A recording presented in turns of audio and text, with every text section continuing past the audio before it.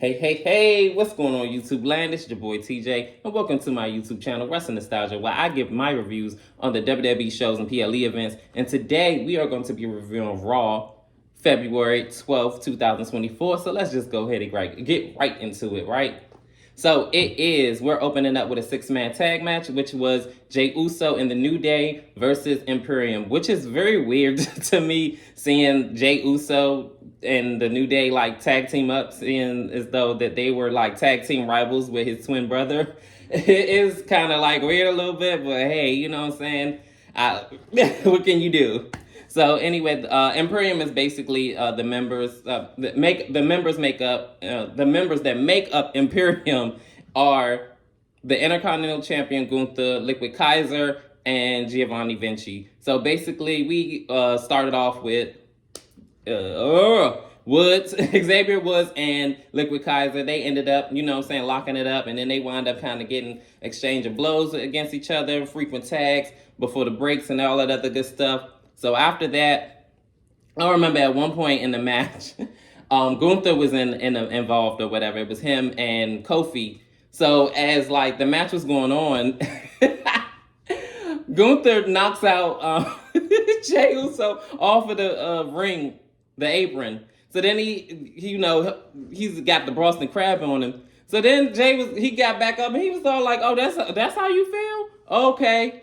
Wow, he got in that ring and slapped him. I was like that. And he was all like, "You ain't supposed to beat the..." And they get into like the shoving match. And I was like, "Oh man, you hit smack the wrong one." But anywho's like after the break or whatever, Kofi was trying to like tag, somebody in. But, of course, that whole, I can't reach or whatever. Oh, and then, what I'm saying, he knocked down Xavier Woods off the apron. And then he was taunting Jey Uso like, yeah, what you gonna do? So he said, yeah, I got you. So he ended up finally tagging in Kofi after Kofi hits the backdrop. So then, Jay gets the hot tag and he just going wild on everybody, knocking everybody out except for Gunther, because he gets off the ring apron and says, not right now. So then he gets back on that ring apron. He was like, "Oh, tag me in. Ain't nobody scared of you." So then they ended up getting to fisticuffs and they wound up, like exchanging holds. Jay was kind of getting the best of him. And then I remember at one point in the match, he almost like, he hit the clothesline and hit like 1-2, and then Jay kicked out. But it was at one point in the match that was so funny to me. Gunther gonna get on the top rope and try to hit the big splash, and he was all like, try to basically copy off Jey Uso. He was like taunting him. So he tried to go for the big splash. He gets the knees up. So then he hit the spear on 1-2, and I'm thinking, oh my goodness, he about to lose finally? But nah, it wasn't to be. So nah, it's like, nah, we got you then. Yeah. So anyways, he wound up tagging out. And then Liquid Kaiser, no, it wasn't Liquid Kaiser. It's too many people to be trying to keep up with. But Giovanni Vinci wound up getting the tag. They wound up, mixing it up and everything like that. Jey Uso and the New Day wound up hitting the 1D on Liquid Kaiser. Or I forgot which one it was. But then they wound up like doing a dive and everything like that from the outside to the inside of the ring. I mean, inside to the outside of the ring. So then, to end the match, Jey Uso hits the big splash on Giovanni Vinci for the 1-2-3. And yes, the New Day and Jey Uso won the six-man tag. So that actually was an exciting match, to be honest. I ain't gonna lie, my favorite part of that match is when he slapped him. Because I did not expect him to just get in the ring, and then the referee didn't do anything at first. And I was like, oh wow. And then I was like, yeah, you messed up, Gunther. Like, this one is a fighter, okay?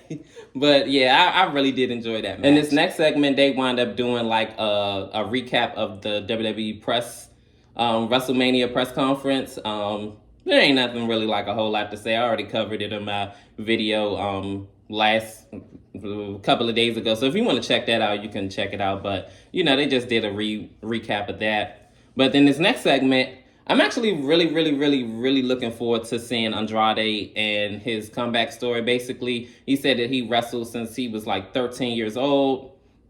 He won the NXT championship. He won the United States championship. But he said that wasn't enough. He had to leave WWE to find out who he is. He knows what direction he wants to go in. And now I hope I hope to goodness sake they did not bring this man back just to bring him back, because to be honest, like, he is superly duperly talented. He can wrestle his butt off in that ring. Like, that man, like, outside of, because they all promo, like, I don't care about that. Like, I like that man wrestling, and he has it, and I just hope that they do not waste this man. So I don't want to go too much on too of a tangent, but I just hope that they do not waste that man. But yes, that's all I got to say about that. This next match that came up is Bobby Lashley versus Bronson Reed. It's not really a whole lot to me that, like, I really like that stood out to me. They had a decent match, but it was kind of, I don't know, like, I just, like, it was there. I'm gonna just say that. So basically, it was Bobby Lashley versus Bronson Reed. This was a qualifying match to see who was gonna advance to the Elimination Chamber match. So basically, they had like a nice little back and forth. I think Bronson Reed is like kind of limited on what he can do. And when I say that, I mean, like, you can't really like throw him around or anything like that, because he's a big dude. And then Bobby is a big dude too. So it's just like, it's kind of like a standstill. But Bobby is a strong dude. So when I seen him do the suplex on him and then do that, it's just the way when he do that little move where, like, he basically, it's kind of like a choke slam when they run and then they do like that. Bronson can't go all the way up like how they normally do. Like, I don't know, it just kind of was like a mismatch a little bit to me. But it wasn't a horrible match, like, at all by any faults. But it was one part in the match I was like, wow, because Bronson got on the top rope, right? So then Bobby got him by the neck and just said, and I was like, damn. So then he hits the spear, 1, 2, 3. Bobby is going to be officially a part of the Elimination Chamber match, which is a #1 contender match for the World WWE Championship that is currently held by Seth Rollins. So we're definitely going to see, like, how everything's going to play out. I can't wait to see all the other qualifying matches, because so far I believe it's 4 spots already filled up, so it's only 2 more. So we're gonna see how everything plays out. In this next segment, it is Sami Zayn, and basically he is saying how, like, the window for his WWE WrestleMania opportunity is closing, and that he's gonna, like, basically figure it out from there. And that's when Shinsuke Nakamura basically said, don't worry about it, because, I mean, it's all, your window of opportunity is already closed, and I'm going to take on your path of your WrestleMania aspirations. So I was like, oh, damn. So he let him know, like, boy, don't worry about that. I got it. So that's basically what he said in the segment. I'm paraphrasing, but that's not exactly what he said. But hey, what can you do, right? I just hope Shinsuke is like another one that they don't waste, because he's also a very talentedly gifted wrestler. And even though he's another one that isn't, like, really good with English too much, I just don't understand why y'all don't get him a translator, or like how y'all used to do back in the old days. Like, okay, this man really is talented in wrestling, so let's get an English speaking manager for them. I don't understand why y'all won't do that. Like, or do what they're doing right now, where, like, they have the subtitles and stuff, and he could talk. Like, I just hate that they use, like, they have this emphasis on this whole promo thing. Like, it's people that can't even wrestle, but y'all put on this big pedestal because they can talk. Okay, but can they wrestle? And then sometimes it's a no. Like, trust me, go back in the WWF days when they used to do the Attitude Era. Telling you, like, you're gonna be surprised at the people they were pushing hard. Like, I ain't gonna name no names, but you gonna know who I'm talking about. But yeah. So anyways, Cody Rhodes come out and he says a big part of why he has gotten the WWE Championship match is because of the WWE fans, with the thank you, Cody, we want Cody, and everybody was just like, no, we don't want The Rock and Roman. Y'all should have did that last year. And I also want to do, like, a video on is it too little too late, and give my, like, opinion and voice about that whole situation. But like I said, I'm gonna save that for the other video. So anywho's, Cody comes out and he says, but let me not get too emotional, because then I'll make me a crybaby or something like that. I'm paraphrasing there, but that's basically the gist of what he said. But he said that he is going to go one-on-one with Roman Reigns for the WWE Undisputed Universal Championship. And then out comes Seth Rollins. Seth Rollins and him go back and forth. But I'm going to wrap it up in what he said. He basically let him know that he's not going to be alone. It is not Roman. It is Seth's fault why Roman is the big entity that he is now in his Shield days and things like that. But he had no idea that he was going to be the monster that he is today. And now with the biggest WWE influence or spearhead to the WWE, which is The Rock, you know what I'm saying? Now, you know what I'm saying, what's your plan, what you're going to do? Because now it's not just him, it's The Rock as well. So he said that he's going to have his back and things like that. So I don't know what that entails. I don't know if that means they're going to have a tag team match or he's going to be at his corner at WrestleMania. I don't know, but we're going to find out everything from there. In this next match, it is a Elimination Chamber qualifying match. Liv Morgan versus Zoe Stark. So in this match, it was actually pretty good, to be honest. It was. Liv Morgan, tried to roll her up for a quick 3 count, but it didn't work. They end up, getting into like little fisticuffs, and I believe she Liv threw her in the ring, and then she was not in the ring post turnbuckle, and was just started beating her up, and then Zoe, switched it over, and then she wound up trying to hit her head on the turnbuckle, and then they ended up, going back and forth in hose before the match actually will go to break. She tried to hit a firearm carry or a Vinchinoku driver. I don't know, but basically have her on her shoulders on the apron, because I believe she was trying to dive out on Liv Morgan was trying to dive out on Zoe, but she catches her and bam, and just slams her. And she said, "I'm gonna qualify. I got this." So, after the break or whatever, I believe Liv was in control. She hits the double knees, and then she wind up throwing her onto the on the ring area or whatever, and then she winds up hitting another double knees from the top rope, and then she winds up doing double knees 1, 2. They had a whole lot of like back and forth, and it was actually a pretty decent match. But Liv Morgan winds up hitting the double knees and sets her up for the Oblivion. Like the move, she basically goes to the ropes and then kind of like a reverse flatliner, I guess you could call it. I don't know, but basically she's gonna go on to the Elimination Chamber match for the number 1 contender spots to see who is going to face Rhea Ripley at WrestleMania. So I definitely am going to be here for it. I'm going to be right front center watching it. Trust. I don't care what plans I got to do. I'm going to watch that. I'm going to make sure I can see that. But in this next segment, we have the delusional R-Truth. So basically, Judgment Day comes in the building, and the R-Truth comes out and says, "Yeah, we do look good together, except you, JD. Yeah, you need to come to reality. Like, you ain't in the group, dog." And I'm like, you're not in the group. What are you talking about right now? Like, bro, Vamoose, like, they done beat you up in some more stuff. And that's exactly what I'm about to get to, right? So then before JD could say something back, he was like, "I need to come to reality." "No, you do." So then that's when Damien was like, I got this, dog. Look, you need to get it through your head. You're not a part of the group. You never were, never was going to be, and never even was a potential. Like, leave us alone. And tonight is an execution. Get it through your head. I know you can't comprehend things and stuff like that, but guess what? You're not in the group, and tonight you getting your beat, okay? So I was like, whoo! He let him know, like, yeah, I ain't playing no games with you. I already told you last week and all that, and you still talking about something. You a part of the group. No, you not. This is not an initiation. When we beat you up, that was to let you know you are out. Leave us alone. But it was pretty good, though. Damien had a lot of heat. Like, he was letting him know, like, look, you're in a part of this group, period. So in this next match, it is JD versus R-Truth.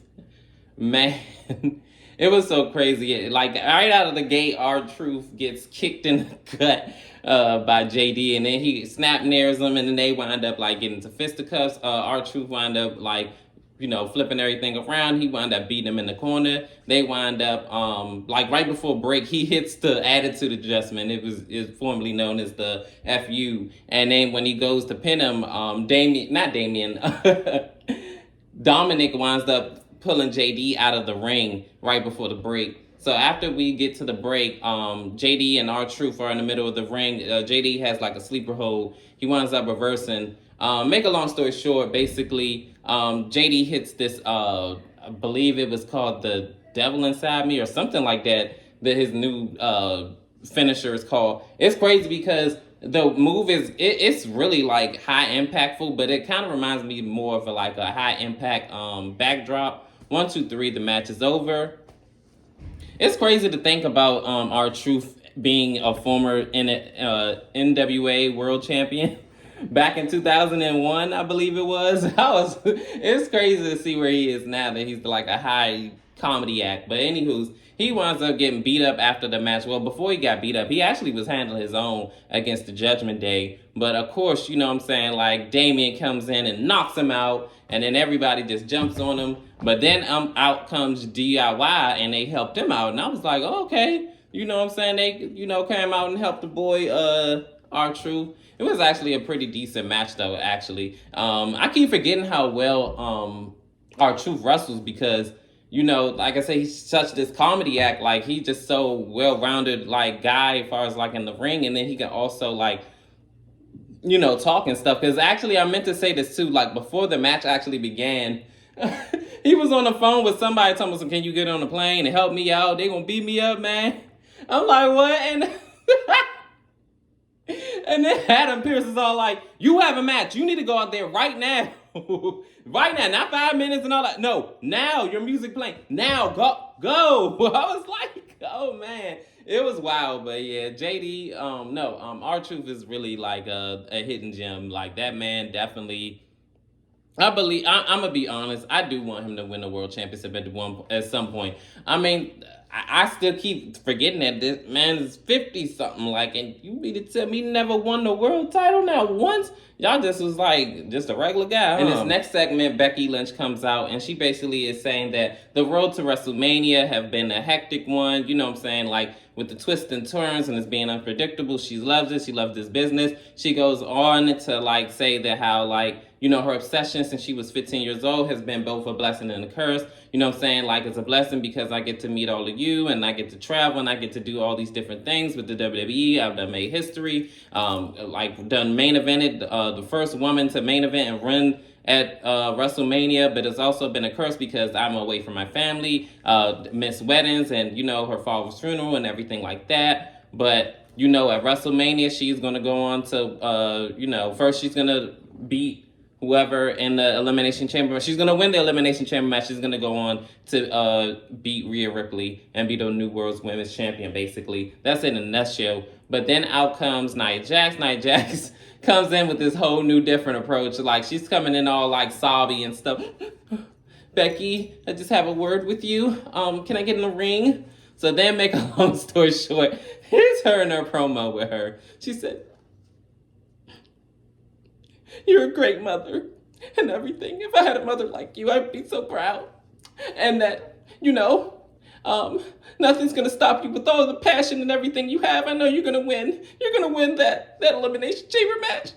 Just like nothing's going to stop you. Nothing's going to stop me from beating Rhea Ripley, from being the new World Women's Champion. And guess what? You're going to face me. And I was like, ooh, well, that changed really fast. So out comes Rhea Ripley. And then they wind up getting to fisticuffs. Rhea takes her down, and then, she, pounding her face away. And then, Nia winds up headbutting her after she comes to, and then she bumps into Becky Lynch. And then she all like, hey. So then she wind up getting squashed. Her and Becky and Rhea wind up getting squashed in the corner by Nia Jax. So then Nia was about to hit a Samoan drop on Rhea. But then on the top rope, Becky winds up laying her out. So then they face off a little bit briefly. And then Nia was like, I guess, trying to get back in the ring, but she wound up getting a boot to the face. So we're going to see like how everything like develops from there. But it's looking pretty obvious that it's going to be Becky and Rhea Ripley at WrestleMania. I mean, we'll see how everything goes. In this next segment, it is Drew McIntyre in the interview segment. And basically, he's letting it be known that, Cody, hey, try to do whatever you can to get it out this match, because 2 things you don't want to be is in my way and in my prayers, because you may not make it to WrestleMania, just like just like how CM Punk did. And I was like, oh, man, he's going to drive that home. But, yeah, he basically also said in an interview that they're trying to say that I'm selfish because I wanted Cody Rhodes in the main event with Roman Reigns, because then I could get a match with Seth. But he said, but I'm have to earn that spot because I'm still in the Elimination Chamber match, and I had to qualify last week, and you know what I'm saying, it wasn't easy for him to try to beat, AJ Styles. So I mean, he kind of got a point there. I mean, I think it was kind of both, to be honest. But hey, I mean, he said what he said. In this next segment, we have R-Truth coming up to DIY and getting them confused with D-Generation X, Triple H, and Shawn Michaels. And he says that, oh, how is X-Pac doing? And I'm like, are you freaking serious? This delusional man is just, he just has to be stopped, okay? So then he says, I had 2 words for you. And he was like, they were all looking at him like, what? Then he says, thank you. And I was like, wow. So then they both look at each other, Tommaso and Johnny wrestling, Johnny Gargano. He was like, well, at least it wasn't the other 2 words. So in this next match, it was LA Knight versus Ivar. This was actually pretty a decent, hard-hitting match. It started off with Valhalla. She winds up like grabbing the leg of LA Knight, and Ivar gets the unfair advantage. They end up getting into fisticuffs, and then they wind up like outside the ring some way, somehow. And then Valhalla winds up distracting LA Knight again, and then he winds up getting them from the back, and then he winds up doing like a big splash on the barricade before the break. So to make a long story short, he hits the blunt force trauma, and then he gets the 3 count. So he's going to be another official name that's going to be in the Elimination Chamber match for the number 1 contender spot for the World Heavyweight Championship. So I mean, who thought that Ivar was going to be in the Elimination Chamber match? I mean, can I really ask that? Like, I already knew LA Knight was going to win this, but hey, it is what it is.